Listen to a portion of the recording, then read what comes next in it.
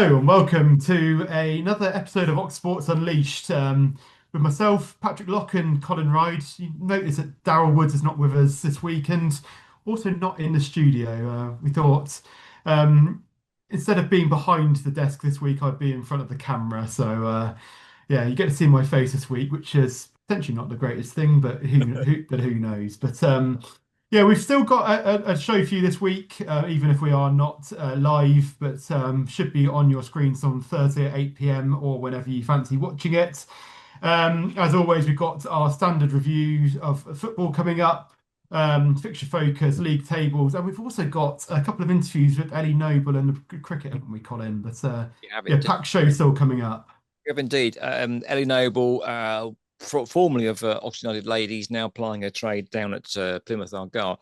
And a really, really good interview with her. Darryl was a couple of weeks back. He knows her from the cricketing world, but her and her sister played cricket, but she chose football as her career path. Yeah, and our local cricketing talent as the cricket season actually comes closer has been doing really well, and they've been abroad, but also done extremely well in the 100. So we'll have that with all our normal stuff. But we start off with your goals roundup from last weekend and Oxford City as well. And DJ Sturridge for Oxford City literally played a blind at the weekend, Patrick. We're coming to the business end of the season and the goals are still going in thick and fast around the county. Oxford City are in desperate need of points and they face a trip to Southport this weekend. They enjoyed a dream start when O'Shea Ellis's pass found DJ Sturridge, whose excellent run saw him round the keeper and slot home after just 3 minutes. Southport levelled, but Sturridge came out firing after the break, doing what he did in the first half and scoring just 3 minutes in. Again from Ellis, his ball found a striker who made no mistake in smashing home. With 10 minutes to play and things perhaps getting nervy, the game was all but beyond doubt when Callum McFarlane found his first goal for the club. This superb finish in the box found in the bottom corner for a big bruise for Ross Jenkins, who we can hear from now. We worked hard today. We had to work hard. They're a good team. I thought we'd done the basics really well. I thought we defended really well. Created a few opportunities first half to hopefully, should have probably scored a couple more. Had to weather a little bit as well. You know, good teams, you've got to weather a little bit. I thought there's some key players, we kept quiet. But overall I thought the boys done really well and delighted with the 3 points. Every game is big for Team United with their playoff push, but they went behind after 6 minutes at Stotfold. They levelled quickly, however, when this smart free kick from Jack Tutton went around the wall and nestled into the bottom corner. Into the second half, the winner eventually came for Tame. This run down the left saw the ball delivered into the box where Harry Alexander was in a perfect place to slot home and earn his side all 3 points. Didcot have found form at this stage of the season and had won their previous 5 at the Loop Meadow. Things were looking rosy for them to make it 6 when this ball found its way to Owen James, whose super finish gave Didcot the lead after 15 minutes. Moments before the break, Didcot doubled their lead. This head tennis in and around the Didcot box saw the ball fall to the goal machine in Tiger Hall, who kept up his superb form by grabbing another for his side. Things were perhaps getting nervy when Hartpury got one back with 10 minutes to play. However, this break forward on 90 minutes saw this acrobatic finish from Jim Glover seal the result, and saw Jamie Heapy a very happy man with his side's performance. We deserved it. Yeah. We deserved it. You know, they're a good side. They are a good side. They're some talented footballers, haven't they? And, you know, they're on a good run. They're going towards the playoffs and in good form and whatever. But we knew it'd be a tough game. Played them. This has been the third time we played them now. Yeah. Played them in the trophy. But I thought we were good. We were really good. We were brave with how we set the boys up. We worked on it in the week. We were brave how we set them up. Thankfully it came off. We were good. Yeah, really good. Meanwhile, there were some fixtures on Tuesday evening. Banbury United had an evening to forget at Halesoe Town as they were defeated 3-0. Better news for Abingdon United as a Tyrone Jugal goal helped them to a 1-1 draw at home to Virginia Water. Carterton were also in action in Hellenic Division 1, but they were defeated away 4-2 at Shortwood United. Tame couldn't get themselves back in the playoff spots as they drew 3-3 at Aylesbury United. They went 2-0 down but got it back to 2-2 through Luke Ting in a Louis Walsh penalty. They then went behind again, but Luke Tingy scored once again to make it 3-3 and a point on the road. Tuesday evening also saw a final Oxfordshire Senior Cup quarter-final. Ardley United booking a semi-final place as they beat Easington Sports 3-1. Jimmy Casbeard with 2 and George Calmedo with the other. Here's Mark Massingham with his thoughts on his side's performance. We got the win. At times good. At times still just maybe lacking a little bit of belief. When we wanted to play, we were really, really good. And a couple of goals demonstrated that when we used the assets that we got available to us, and they did what they're really good at. We scored some really good goals. And lucky not to get 1 or 2 more. Their keeper, Joe's been a good goalkeeper for a long time, so he's made some good saves. And to be fair to them, they made it horrible. They were very, very competitive. Exactly what we thought they would be, to be fair. They wanted, it's obviously a little bit personal for a few of them. So, yeah, at the end of the day, job done. We were never going to be, if we would have won 6-7-0 today, it don't mean anything. What we have done today is got through to the next round, and that's what matters. Ardley's prize is a home tie against Ross Jenkins' Oxford City, while the other semi-final sees Casterton host Kidlington. Dates will be announced in due course. For more on the weekend action across the county, you can head over to the Lock Ryde Oxfordshire Football Podcast, a new episode each week on Spotify and YouTube. But for now, let's head back to the two of us for some more Ox Sports Unleashed. Yeah, so there you have it. And I mean, you'd have probably heard from the Ross Jenkins interview by now that DJ Sturridge literally couldn't see when he put that second ball in the net. I think he was suggesting whether it may have been a little bit of luck because he may not have seen the net. But yeah, some really good results in there, isn't there, for Oxford City, Didcot and Taman especially. So All right, so those are the results from last week and action. And here is how that affects the tables. As always, we'll start with Oxford United in the EFL Championship, and after a few positive results in recent weeks, have got themselves right on the verge of getting themselves out of the relegation zone. They did briefly a couple of weeks ago, but dropped back in after a couple of positive results for West Brom in recent weeks as well. But certainly looking more rosy than it did a couple of weeks ago, and certainly a good chance of staying up this season now. Oxford City have had a few positive results in recent weeks as well. However, teams around them have also had positive results. So City still out of the relegation zone, but obviously just as important to make sure they keep picking up points with teams picking up points around them. So still looking a bit iffy with teams below them having a lot of games in hand, but certainly looking a lot rosier again than it did a few weeks ago. Banbury United have had a couple of losses in recent weeks in the Premier Central, but they're still very safe in mid-table in 10th position on 51 points. Looking probably slightly tough for a playoff push now, but certainly safe from relegation. Tame United just on the same points as Hertford Town, but with a worse goal difference, but certainly still in pole position with a game in hand on 64 points. Missed the opportunity over the midweek to go ahead of Hertford, who drew as well, but still looking good for them. Didcot Town, after we said that they went 6 games out of 6 at the Loop Meadow, superb run of form there. They are still very safe mid-table, probably not any time for a playoff push, but certainly no danger of relegation on 42 points there. In the Combined Counties Premier Division North, Wallingford and Cromarsh still the top-ranked Oxfordshire team in there in 4th position on 59 points. Ardley, after a loss, a bit of a blow to their title hopes. They are still in 6th. Kidlington 8th, Milton 10th in that division, and heading down into the lower half of the table, Abingdon United are in 14th place on 38 points, and Northley in the relegation zone at the moment, so need to start picking up some points to try and stay in that division next year. Easington Sports in the United Counties Premier South suddenly looking in a bit of a danger of relegation. Bugbrook St Michael's have picked up a bit of form in recent weeks.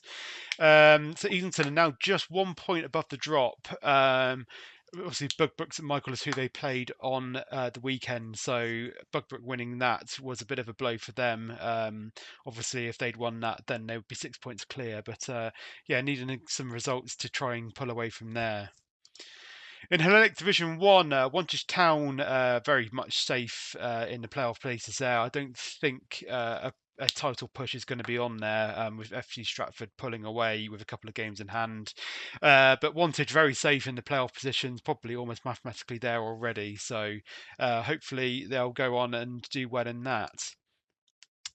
Lower down the table, Carlton have dropped just to 3 points above the relegation zone, so they'll be needing a few points to pull away from there. Otherwise, Carterton, Clanfield, and Tame United reserves still occupy the bottom 2 positions. The Women's National League South, Oxford United are in 4th position there at the moment, but as you can see, they are quite a distance below the 3rd place team. So I think 4th place is about as high as they'll get in that division there on 29 points. Abingdon United on 21 points in Division 1 South West in 6th position. Again, probably potentially get themselves into 5th maybe as a ceiling there, but again, teams above them are pulling away. Finally, Oxford City have gone up 1 position in the last week. They've moved up to 7th, based on a much superior goal difference to Fleet Town, who have played the same amount of games, same amount of points, but have a 25 goal less goal difference, which is fairly remarkable. But Oxford City, in 7th there. So that's what's happened in the league tables at the end of this week. So, looking a little bit better for Oxford City. They've got some home games coming up, but Mr. Patrick Lock now with his normal fixture focus for this coming weekend. Okay, right now it's time for your normal look ahead to what local football fans have got to look forward to this coming weekend as Patrick Lock takes us through his fixture focus. Well, I am going to hand back to you, Colin, to start with, because it's a Colin Ryde derby on Saturday, isn't it? Is indeed my hometown, Southampton, in the Championship. They're hosting Oxford United, and Oxford United beat them on Boxing Day, quite comprehensively, actually. So, but since then, Southampton have been picking up form. BBC Radio Oxford Jerome Sales said to me, well, he said, who are you going to root for on Saturday? Because I hope to be there if my press pass is approved. I said, quite frankly, I'm sitting on the fence because I want Oxford United to stay in the Championship. I don't want Southampton to go down. I don't think we'll go down this year, but I'm a bit suspicious about them going up against the Premiership. I think it's too early for them, so I think they come straight back down again. So I should just enjoy the game, I think. So I'm phoning my reports as normal. So what would you do if Oxford City played Tottenham? Whose side would you be on, sir? I think I was going to say because of the big difference in class, but I don't think it is at the moment. But I think I'd have to support Oxford City, to be honest, because it's that big a difference in divisions at the moment that I think you'd have to root for the underdog. But I think so. Yeah, I think it's just one of those you're just happy whatever happens, aren't you? Yeah, I think you're right. Yeah, as long as both teams put a good account of themselves in, you just kind of have to accept what's going to happen. And I think that to support the referee, maybe. Yeah, I hope Oxford United. I think show themselves good. I think so, and I think it should. Hopefully, I'm just looking forward to a good game. Right, what else is happening? I think City are at home, aren't they? Yeah, City at home. What I have to say, everyone else is at home on Saturday. City are putting in a good run of form for their survival push at the moment. They've won 3 out of 4 on the road, as we heard earlier from Ross Jenkins. But it is a home game as Chorley visit the M Group Stadium. City ideally needing to try and turn their home form, which has been a little bit iffy in recent weeks. So they can get some home form going as well, then it would be looking good for Ross Jenkins' men. Banbury United, they are at home as well. It's Bishop Stortford that make the trip up to Banbury in the Southern League Premier Central. In Division 1 Central, Tame host Rayners Lane. Didcot host Bristol Manor Farm in Division 1 South. And then on Sunday, Oxford United travel to Billericay Town in Women's National League South. And Billericay Town are rock bottom and conceding goals for fun. So maybe a big scoreline there, I have to say. Or maybe I just put the kibosh on it. So I apologise in advance if Billericay go and win that one. Abingdon United also away from home. They head to Bridgewater United in Division 1 South West. And Oxford City in the Southern Region Women's Football League Chairman's Cup away at Woodley United. So there you go. All of our teams on Saturday are at home. All the teams on Sunday are away, seems Colin. So, but that's what's coming up for this weekend. Fantastic then. So, if you are at a loose end this weekend, thanks so much for listening to this podcast. But do go and see your local non-league side because, as Patrick, Lock, and myself will contest and constantly recommend it. It is very good value for money. That's it for this edition. Thanks for listening, and bye for now. Right, fixture focus there with Patrick Lock. And now, Patrick, we have watched women's football come on leaps and bounds in the dark old days when women couldn't get a game unless they played with a boys' side. And even had to, England team, let's say, had to buy their own kit at one point too, which is dreadful, dreadful stuff. We've been following the career of a young Oxfordshire lass called Ellie Noble. And we've got an interview coming up. Part one of that, she chatted to Darryl Woods about her career so far. We first got up with her when she was playing for Oxford United. Then she went down to university in Sussex and played for Lewis, Crystal Palace, I think so. A bit of injury, and now she's applying her trade down at Plymouth Argyle. Here she is talking to Darryl Woods in part one of that interview with Ellie Noble. Welcome to Oxsports Unleashed special interview with Ellie Noble, Plymouth Argyle's midfielder.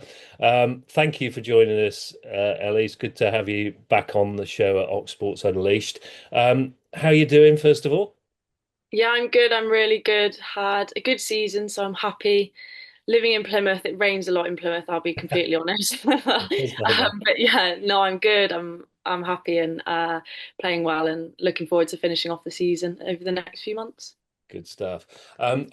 We've had you on the programme before, and when we used to do Friday Night Live on the radio for Oxford City and the hospital radio, we had you on a couple of times, I believe, and we've never really gone into the history of Ellie Noble and how football has looked and how it started for you. Can you give us just a little potted history of your game and yourself? Yeah, so I probably started playing football when I was in primary school on the tennis courts. We had like a tennis court and all the boys would play. And I think I remember, I don't know if this is actually a bit sad, but I didn't really know what to do with myself. I didn't have a friend at the time. So I just thought, oh, I'll go and see what this football is. And obviously I have an older brother who's 2 years older than me. So he was playing in there. So I just went and played with him. And then that's the first memory I have of like kicking a ball about. And then it just kind of went off from there. And I think by the time I was 8 or 9, a guy called Jason Carbon, who did like these Saturday sports clubs in the Oxford area, was also a coach at Oxford United Centre of Excellence. So that's like basically the girls' academy. So he got me a trial, did the trial, got in, and then just carried on there until I was about 19. So really like my whole childhood and teenage years were playing for Oxford. So it was quite it was had a very big effect on me as a person and obviously as a player as well. But yeah, and so I kind of grew up there, and then left when I was 19, went to uni down south at Sussex, played at Lewis for 3 years. That was really cool. I remember us playing like Arsenal in the FA Cup and it being on the BBC Red Button. And I remember, more like Alan Moore coming to watch the game because it was against Arsenal. And I think Callie Evans went as well. So that was like, had some really good experiences and stuff there. And then got my opportunity at Crystal Palace, which was amazing. That was a 2-year contract. Unfortunately, I tore my ACL about probably at Christmas time in the first year. So it was an amazing experience. Obviously, the professionalism, everything. The team won the league in the second season. However, sadly, I didn't play a part in it because of the injury. But obviously, that's just part of the game. And yeah, went on loan to Oxford after I came back from that, and then went up north to Blackburn. Was in a relegation battle in WSL2, the Championship. Survived that. Blackburn then pulled the plug on their women's team, so I had to find another club, and that took me to Plymouth. That's a brilliant potted history in about 1.5 minutes, I would say. That's fantastic. That's a really good thing. It's interesting you say about the Blackburn situation, pulling the plug on. Was that finance wise? Was it facilities? What was that really look like? It was majorly finances. I think Blackburn, they had similar, not quite as far gone, but similar issues to say like a Reading. I think Blackburn is probably representative of, with trying to be diplomatic, like of sort of absent ownership. I'd probably not been to the club in 10 years, maybe just under. And I think culturally there wasn't a huge desire for there to be a professional women's team and things like that. And I think the season we survived, the following season, a pay floor was going to be introduced, and your pay, the minimum was about 28k, so a normal wage, whereas we had been full time and being paid very little. However, for me personally, it was in the league I wanted to play in, so what is now WSL2, and so a lot of players are willing to play at that level to take less pay, because obviously it's at the level you'd like to be at. However, obviously that's not sustainable for players to be on so little money. Like I think I was on about 9k ish, picking up work either side. So it was financial. However, I think the mentality at the club, they weren't quite ready for a fully professional women's team. And I don't necessarily agree with the way they went about it. However, if you don't want to jump on the bandwagon, then you need to get off. And teams going, if a team is willing to pay their, obviously fund their women's team, but actually kind of show the desire to have a fully professional women's side and sort of fully respected at the club, then, they deserve to be in the higher leagues, if you see what I mean. So Blackburn they produced Ella Toone, Georgia Stanway and Kira Walsh. So it's in the women's game, they're prestigious. So it is a shame, but it's just finances at the end of the day, to be honest. It does tend to come round to money at the end of the day. It really does. Yeah. In so many walks of life. So yeah, it's interesting. With Plymouth, I know they're in the FA Women's National League South. Where does that sort of sit in the pyramid of women's football? So it's third division, and then that's obviously split north and south. Whoever finishes top of our league, and the respective Northern League will go up into WSL2, and whoever finishes second, there'll be a playoff. So 3 will end up going up. So top of Southern League, top of Northern League, and then whoever wins the playoff. And I think 1 will go down from the WSL2. So yeah, it's kind of this league, it varies because you'll have clubs that are really pushing the professionalism and the pay is very good and things like that. But then you'll also have some clubs that it is still sort of, it's a bit like you almost have like mini leagues within the league because of how professional some league teams are, and how sort of amateur some teams are as well. Yeah. So that's part 1 of the interview with Darryl Woods and Ellie Noble there, and we've got part 2 coming up in future programs there. So a really good interview with her. And some interesting stuff there because Darryl's a coach and he talks about the difference between football and cricket coaching. Right, what's next then, Patrick? Yeah, so we change, not quite the shape of ball, but the size of ball. A bit harder as well. So looking at cricket, it's getting towards that time of year now, isn't it? And especially the county cricket sides are now getting in pre-season action, and just a few weeks away from the county championship starting, which came as a surprise to me the other day when I saw that coming up. But big news in the week was that the 100 draft took place. A few Oxfordshire representations in there, and the big one from James Coles, who became a record-breaking signing there, but also including Abby Norgrove and England international Lindsay Smith. And we can hear from Blake Bint, who's put a report together of what happened in that 100 draft now. Player 35, that's James Coles. The 100 seems to be the most controversial tournament in cricket. It only runs for the month of August, but has already had headlines this month with issues caused by new Indian owners. Last week it held its first ever auction. James Coles headlined Oxfordshire players involved, and despite a slow start from a £75,000 reserve, the bid started coming. £30,000 for James Coles. After 11 minutes of the majority of the 8 teams having a go, it was London Spirit who picked up the 21-year-old uncapped player for the highest auction fee in the competition. Sold for £390,000. A day earlier, the women's sides had their chance. 50,000, 55,000. Trent Rockets now at 55,000. Fellow former Aston Rowan star Lindsay Smith found interest away from the newly named Leeds Sunrisers, who she had previously been playing for. Eventually, the English international picked up a £100,000 packet from the Birmingham Phoenix. Abby, 15,000. And looking for her first ever season in the 100 was 20-year-old Abby Norgrove. The Hampshire batter started at a modest £15,000. She was eventually signed by Welsh Fire for £21,000.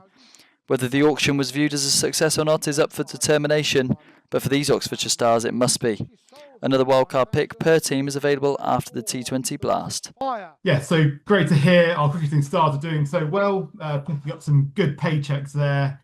We'll have more in the coming weeks as the season approaches. Wes, Woodsy and Blake will preview the season. So join us in the coming weeks to hear more about the cricket season and the club season as well as the county season. So really looking forward to the summer coming up, I think, for cricket. Indeed, we're at that awkward stage now where both the cricket and the football season start to overlap. And I've got my Hampshire season ticket coming through, and I'll tell you that some of the games now start to clash again. So I've got a choice to make whether I do football. And the weather's just picking up as well, isn't it? So it's starting to feel a little bit more like cricket weather, especially this week just gone. Absolutely. Well, I think that's about it for this episode of Ox Sports Unleashed. Thanks to Patrick Lock, Wes Spearman, Blake Bint, and Darryl Woods for all that, and all the guys in the various media outlets and our local teams for putting the content together for us. I'm Colin Ryde. Thanks you to Patrick Lock again. Thanks so much for watching this week's Ox Sports Unleashed. Next week, we hope to be back again at a normal time at 8 o'clock live from Oxford Downs. So do please tune in then. For the time being, though, thanks for watching and bye for now.